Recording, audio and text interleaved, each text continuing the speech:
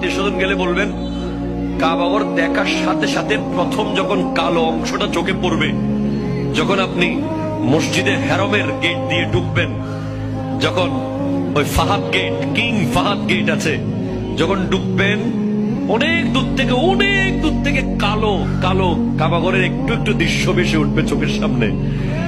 তখন দোয়াটা করবেন, কি দোয়া করবেন কয়টা? যখন কয়টা? একটা দোয়াই কবুল হবে দেখার সাথে সাথে। কাবা ঘর দেখার সাথে সাথে প্রথম যে দোয়াটা করবেন ওটা কবুল করবেন কে? এখন শিখে নেন, অনেক মানুষ জানেন না হিকমত। আপনি একটা দোয়া করবেন, একটাই শেষ, একটা সুযোগ পাবেন আপনি, কিন্তু আপনি এমন এক দোয়া করবেন যেন যতদিন ওখানে থাকেন প্রত্যেক দোয়া কবুল হয়ে যায়। এই হিকমতি দোয়াটা শিখে নেন।